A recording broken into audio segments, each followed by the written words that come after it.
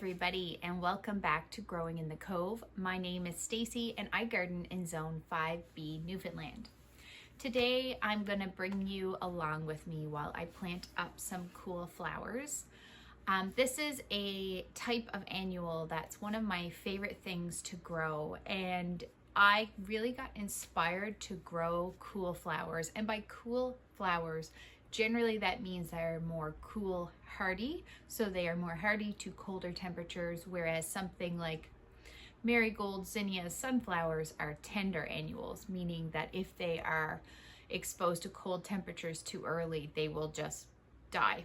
So cool flowers are tough little seedlings, and they tend to bloom in early summer, in that gap in between when the spring flowers are done and perennials. A lot of later summer perennials have not actually kicked in and started blooming.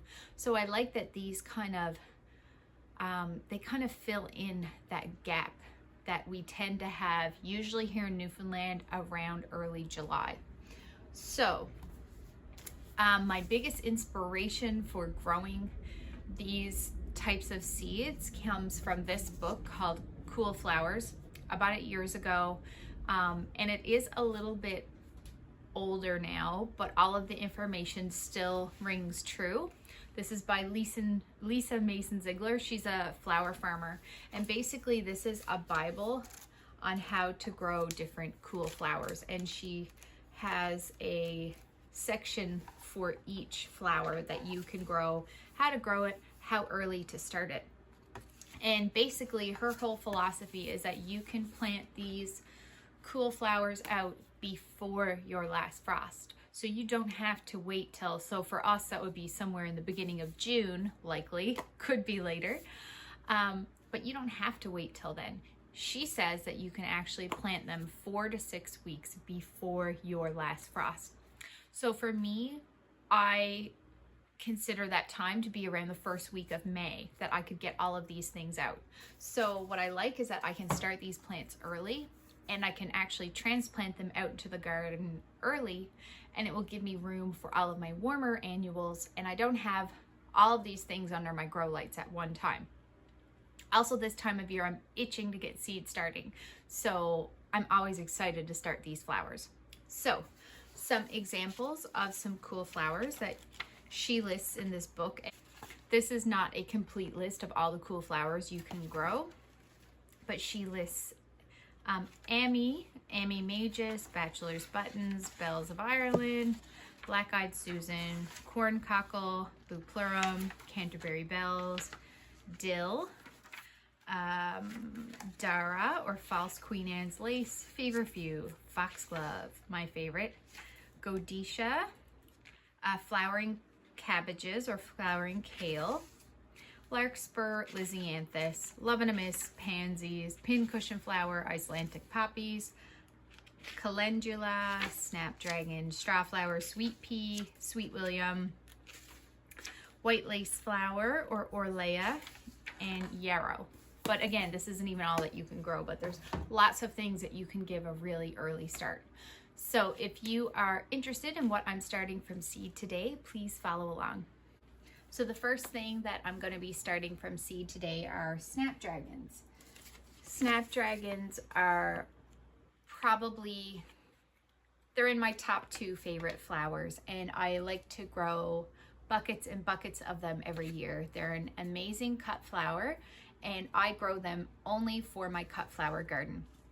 They do make beautiful flowers to have out in your landscape, out in a traditional garden. But they do get really tall depending on the variety that you get, and they may be difficult to kind of keep them supported, especially if you live in a windy area like I do. So I'm going to be starting, basically I'm just trying to use up a lot of old seeds that I have, so I'm going to be starting a lot of varieties.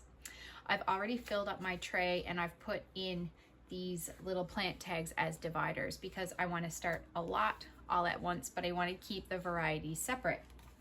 So again, a lot of these are older seeds, but I'll tell you what I'm planting today. Okay, so here's the seeds that I'm starting today. I've got these are left over from an Etsy seller that I purchased from maybe 2 years ago. So I've got the Potomac Early Sunrise, Potomac Pink Improved, Potomac Orange. So that's what this one looks like. This is my favorite Snapdragon. It has sunset colors. It's stunning. I've got a few of this beautiful Potomac Royal, which is a really deep magenta. It's gorgeous.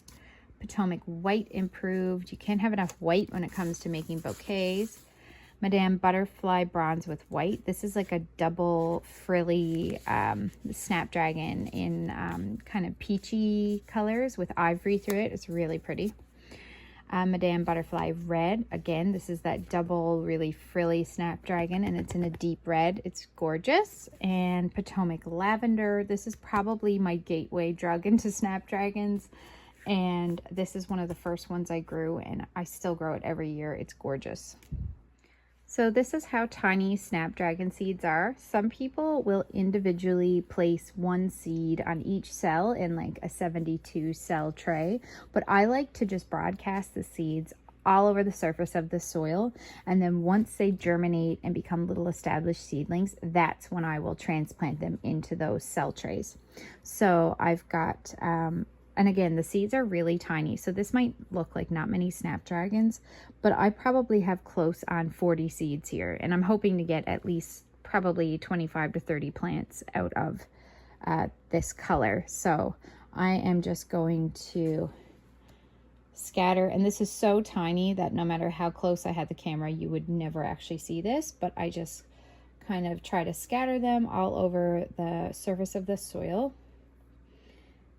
And this is a way I've been doing this for years, and I find I get really good germination. And when I've tried to start them in the cells, in individual cells before, I find I get uneven germination with those. Okay, so I'll then press down the soil to make sure that they have good contact. And then I will go in with my vermiculite, which is just something that helps to prevent fungal growth on top of the soil. Snapdragons do need light to germinate, so putting this on top will still allow the light to pass through. So that's one color done. So I'm going to go off camera and continue sprinkling the seeds of each color into each section of this tray. Now that all of my seeds are planted, I'm going to use my sprayer and hydrate the top of the soil. It's amazing that for such a tiny seed, they produce such enormous, beautiful, spiky flowers. I just love them. So I'm now going to pop on my humidity dome and put them under my grow lights, and I will continue to keep spraying and checking every day. Approximate days for germination, it really varies. So 1 to 2 weeks, 7 to 15 days. I find it usually doesn't take me 2 weeks. I'll start seeing action definitely after 7 days for sure. So those are my Snapdragons. Next up, I'm going to be starting some Rudbeckia, and this variety is the Gloriosa Daisy. I will include some pictures. This is one of the most beautiful black-eyed Susans I have ever grown. And it's from this amazing company, Revival Seeds, in Nova Scotia. And I actually had all of my plants come back last year, but Rudbeckias are generally observed as, I think they call them soft perennials, meaning they may overwinter for a few seasons, but then you may lose them. So I'm going to start a few just as a contingency plan in case mine don't survive the winter. But I just love that they have these kind of brown, beautiful centers, and they bloom from late July right up until the frost, and they just keep blooming, blooming, blooming. So the Rudbeckia seeds are kind of like these little sticks almost, but what I do is I just broadcast sow them on top of the soil. They actually do like light to germinate, so I'm not going to put any soil over them. I'm just going to stick on the vermiculite and pat it down and give it a good spray.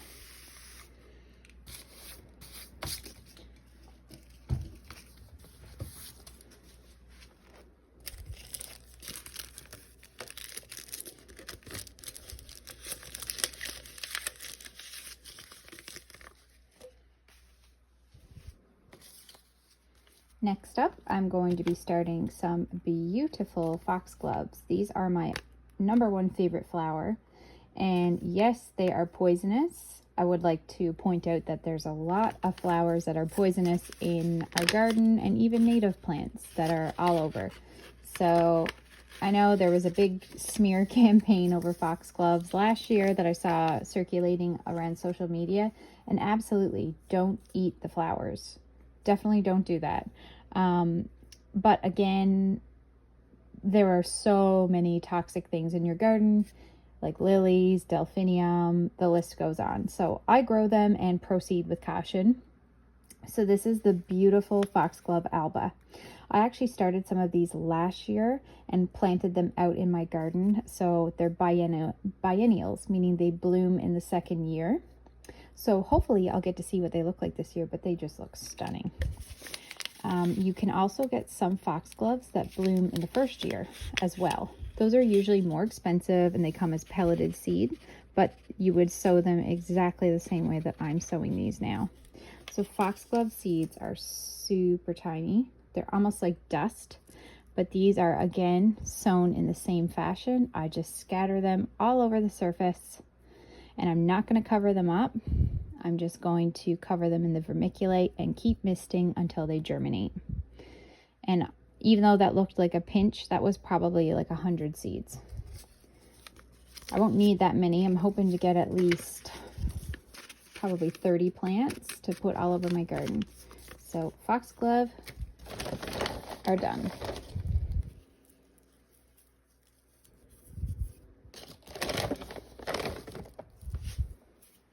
Okay, and now I'm going to put these under my grow lights. None of these seeds that I'm starting today need any bottom heat, so I won't have a heat mat under them. I'm just going to put them under the heat lights in under humidity domes and keep misting until they sprout. So next up we have sweet peas. These are another one of my favorite flowers. I actually didn't have a great sweet pea year last year, and sometimes it's weather dependent and, you know, maybe it's on me, but giving them another go this year. I've been growing them every year for years. And I've got some beautiful colors this year. This is a Canadian company, for those of you who are wondering. It's my first time buying from them, but their name is Ivy Way Flower Farm.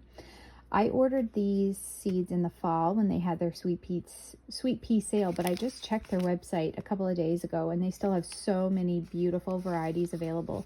So if you want to support local, and we all know how important that is right now, and support Canadian grown seeds, this is a great company to support. So I'm growing this light purple called Ethel Grace, and this is the very much revered King's Ransom sweet pea, which is pretty popular this year. It's kind of like a smoky purpley coral, very unique looking. So those are the seeds I'm going to be sowing, and I actually purchased this root trainer from Vessi Seeds. So this is my first time using one of these. I already filled most of it with soil last night, but this is how these work.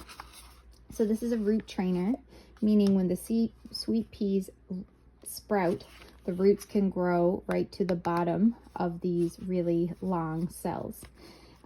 Sweet peas don't like root disturbance, so they don't like being transplanted and messing around with their roots. So the cool thing about these root trainers is they actually split apart. They completely come apart, so you can just lift out each sweet pea and don't have to mess with the roots. Now, you don't need to have one of these, and I've grown these sweet peas for years without having these root trainers, but I wanted to treat myself this year. You could just as easily use something like a solo cup with a really, anything with a really good depth, so the roots can go right to the bottom. If you have them in a short cell, the roots will just swirl and swirl around. You could also use a deep pot like this and plant 5 or 6 sweet peas in each container. So you don't have to have one of these, but this is what I'm using today.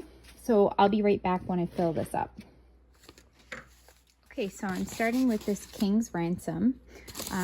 A lot of these specialty sweet pea growers will only give you around 10 seeds, and I think that's what I bought here. And that's pretty standard. If you buy, a mixed pack from your hardware store or whatever, you're usually given probably at least 50. But for these specialty varieties, it's not unusual that you only get a few. Some people will soak their sweet peas. I've tried that before. Soak them for a few hours before you sow them, and you can absolutely do that. I don't bother because I feel like either way they sprout, and I think it puts them more at risk for rotting and going moldy. I've also tried where I've sprouted them on wet paper towels, and once they sprout, then put them in their pots. That works too. It's more so personal preference. There's a lot of ways to do this, and a lot of people choose to do their own method. So for this, I just made a small indentation with my pencil, and I'm popping 1 seed per hole.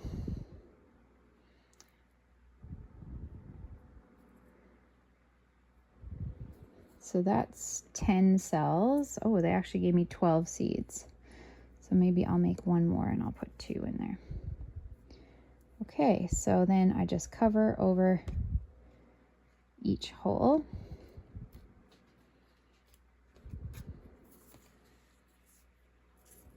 Okay, and then my next variety, the Ethel Grace.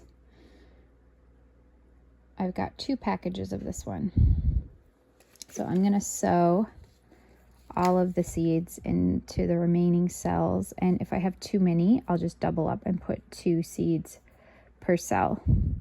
Hopefully they all germinate, but if they don't, at least there's a second one there as a backup.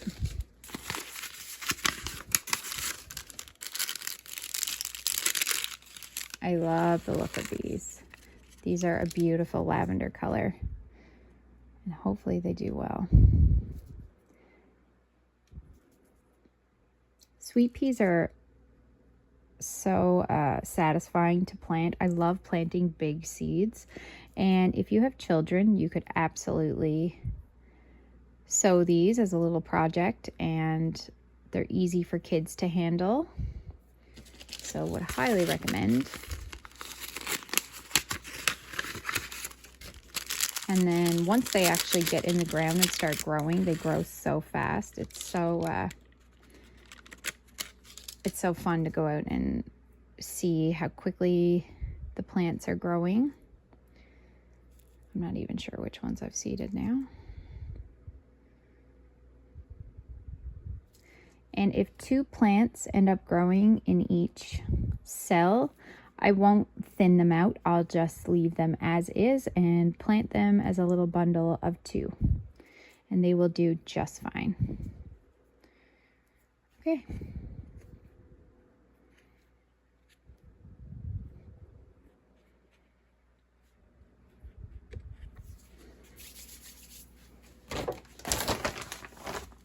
I'm going to cover these with vermiculite. I do this with literally everything I plant.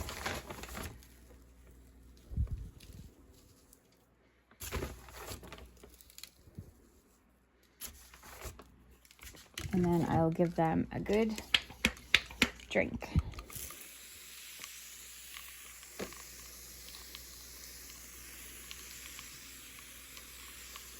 And I'll continue to spray these, keep them damp until I see germination. So I'm going to pop on my humidity dome. Close that up. I'm now going to put them under my grow lights. And as you can see, I have them really close to the grow light. I use these cardboard boxes to lift up my trays as they grow to keep them high, and then I'll lower them as they grow. So that concludes my seed sowing for today. Thank you so much for watching, and let me know if you're going to be growing any cool flowers this year. If you want to help out my channel, you can hit the like button. You can subscribe if you want to be notified when I make more content, and leave me a comment below. I love getting in contact with everybody. So thanks again for watching, and until next time, bye.